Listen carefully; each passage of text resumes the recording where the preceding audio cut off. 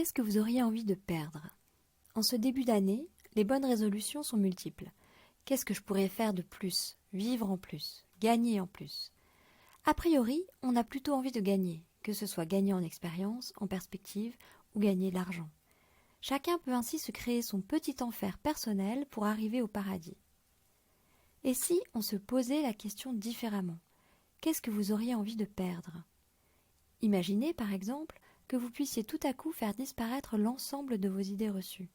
Vous savez, celles qu'on se crée sans le savoir, que l'on nous transmet sans en avoir conscience, à propos des gens, des choses, des lieux.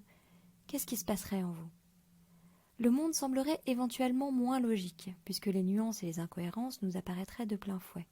Peut-être aussi que votre curiosité d'enfant se réveillerait, que tout vous semblerait intéressant, nouveau, rafraîchissant, énergisant.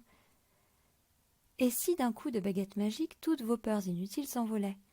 La difficulté serait sans doute de trancher entre les peurs utiles et les peurs inutiles.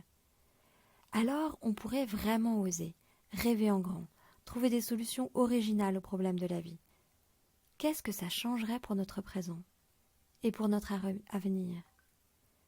En programmation neurolinguistique, une théorie cognitive que j'utilise pour le développement de carrière et le business de mes clients, il apparaît clairement que nous avons des automatismes, des comportements que nous mettons en place sans avoir vraiment conscience de le faire, sans vraiment les avoir choisis, parce que l'on a appris à fonctionner de cette manière.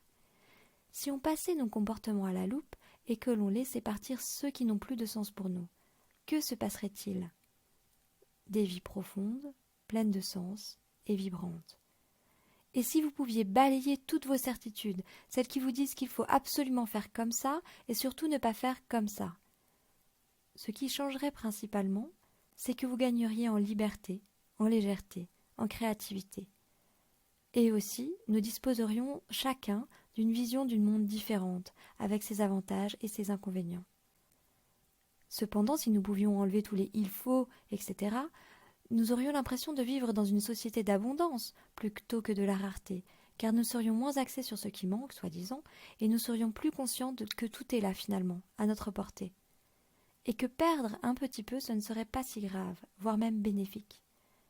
Principalement, ça changerait les relations interpersonnelles, que ce soit dans nos communautés, avec nos amis, avec nos gouvernements ou en entreprise. Parce que sans cette peur de perdre, cela changerait notre rapport au pouvoir, celui que l'on peut avoir dans ces différents contextes. Nous aurions une plus grande puissance d'action et moins de méfiance. Perdre, laisser partir, abandonner, cela peut parfois engendrer une certaine solitude et aussi une grande liberté. Et c'est un processus nécessaire, car pour vivre une nouvelle aventure, il faut lui laisser de la place.